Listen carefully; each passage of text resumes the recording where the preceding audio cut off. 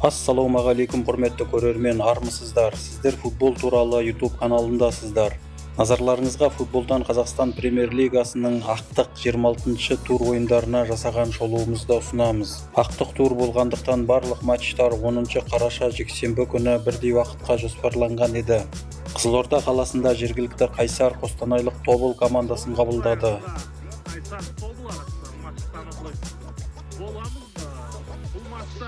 29 минуттан Нарбеков Шохназардың әдемі пасынан кейін Беларус Василий Совпел ойындағы есепті ашып, алаң иелері алға шықты.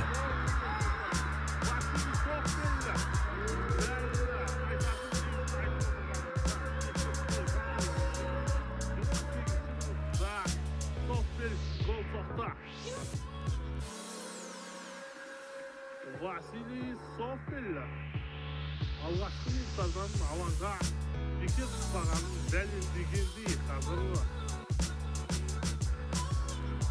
Ал 49 минутта Совпел матчта дубль рәсімдеді.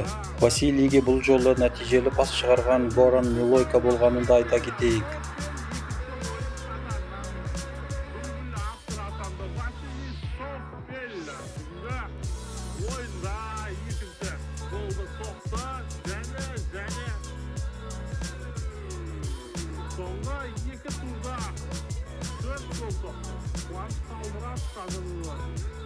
Қорытынды есеп 2-0 Қайсардың жеңісі. Павлодарда өткен жеңіс Қызылжар матчы ауа райына байланысты жарты сағаттай уақытқа кеш басталды.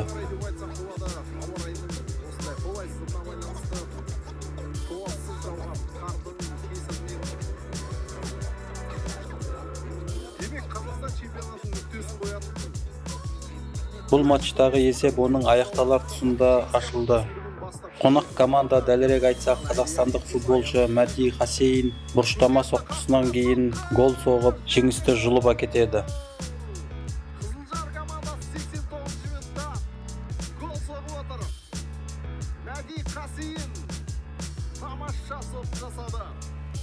Бәрінен биік секіріп отыр.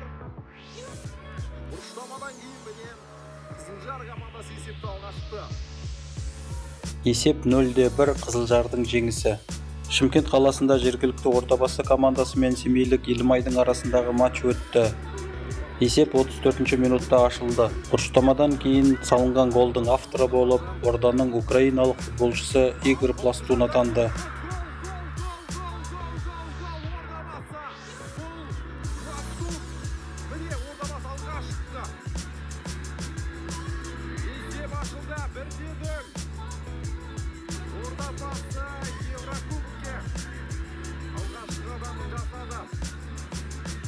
Елу 8 минутта Ордабасы екінші голын да бұрыштамадан кейін салды. Бұл жолы гол салып көзге түскен Темірлан Ерланов.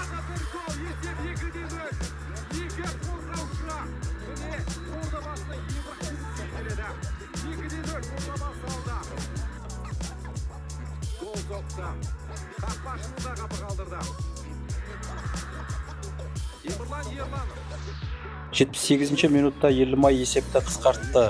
Роман Мұртазаевтың пасын голға айналдырған қазақстандық футболшы Иван Свиридов болды.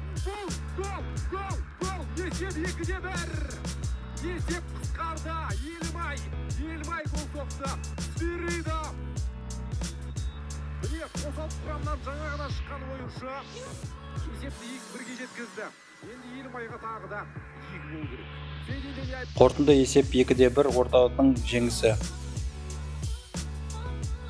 Ақтөбе түркістандық Тұранды қабылдады. Есепті Ақтөбе ашты. Бірінші голдың авторы Ақтөбенің нигериялық легионері Агбо болды.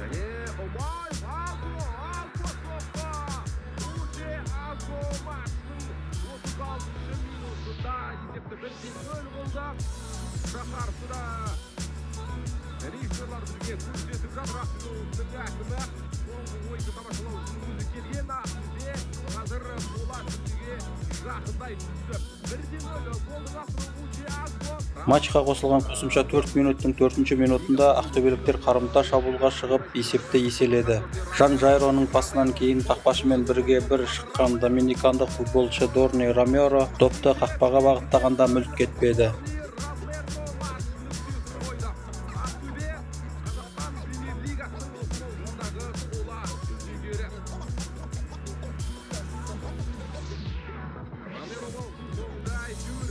Қорытынды есеп 2-0 Ақтөбенің жеңісі.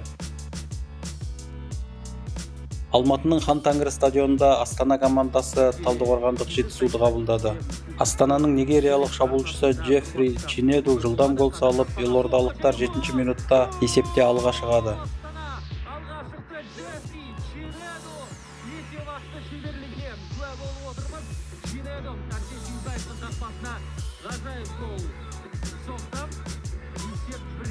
Астана Жетісу елорданың командасы алға шықты және онлайн турнир кестесінде Астана бірінші орынға көтерілді. Бүгінгі ойын күнінің бірінші голын көріп отырмыз. Чинеду нағыз. Осыдан кейін Жетісу қорғаушылары өз айып алаңында Марин Томасовқа қарсы тәртіп бұзып, қақпаларына пенальти әкеледі.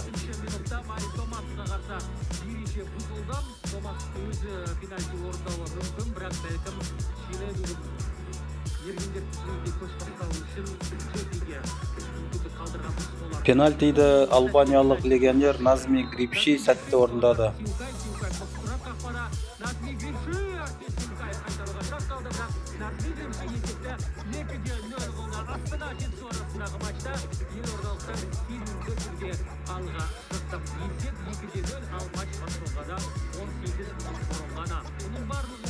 Жиырма алтыншы минутта хорват Марин Томасов та гол салып, есепті 3-0-ге жеткізеді.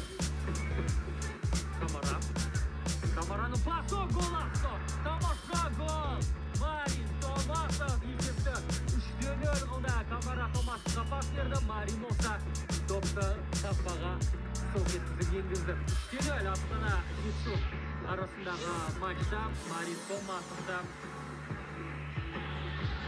қалмады.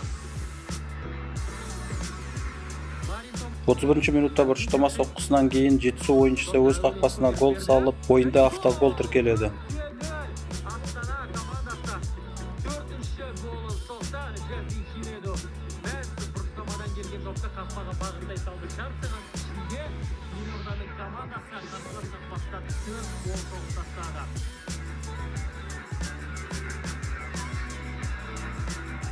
Астана 41-ші минутта хорват Карло Бартолец Астананың 5-ші голын салады.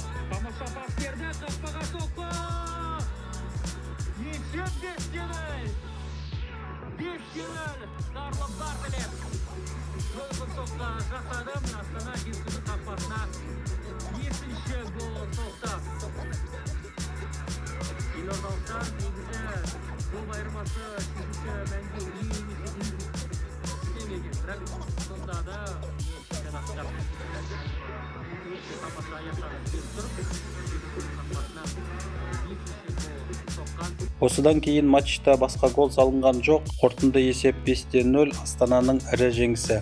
Атырауда жергілікті Атырау командасы Алматылық Қайратты қабылдады. Чемпион атану Қайраттың өз қолында болған еді. Егер де жеңіске жетсе, оларға қатар өтіп жатқан матч қызықтырмайтын еді.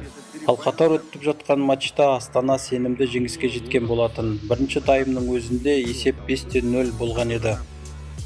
Дегенмен Қайрат дегендеріне жетті. Екінші таймның бас жағында Атыраудың қорғаушысы өз айып алаңында Жоао Паулоға қарсы тәртіп бұзып, алаңнан қуылады.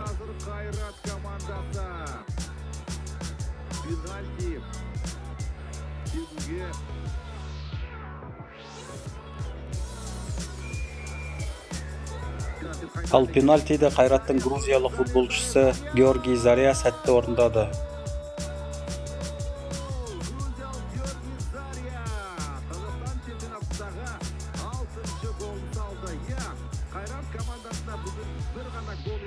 Қорытынды есеп 0-1. Бұл Қайраттың матчтағы ғана жеңісі емес, чемпионаттағы жеңісі болды. Енді назарларыңызға 2024 жылғы Қазақстан Премьер-лигасының қорытынды турнирлік кестесін ұсынамыз. 47 ұпаймен Қайрат командасы бірінші орын алды. Екінші орында 46 ұпаймен елордалық Астана, ал үшінші жүлделі орында 43 ұпаймен Ақтөбе иеленді. Чемпион команда Қайрат келесі маусымда УЕФА-ның Чемпиондар лигасына қатысады. Еурокубок додасына сондай-ақ екінші және үшінші орын алған Астана мен Ақтөбе де қатысады.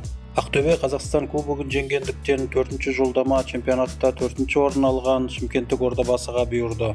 Маусымның үздік сұрмергендері болып 3 футболшы атанды. Олар 10 голдан салған қазақстандық Ислам Чесноков, бразилиялық Жоао Пауло және белорус Николай Сигневич. Осымен футболдан 2024 жылғы Қазақстан чемпионатының 26 тур ойындары бойынша жасаған шолуымыз аяқталды. 2024 жылғы чемпионатта аяқталды. Келесі маусымды асыға күтетін боламыз.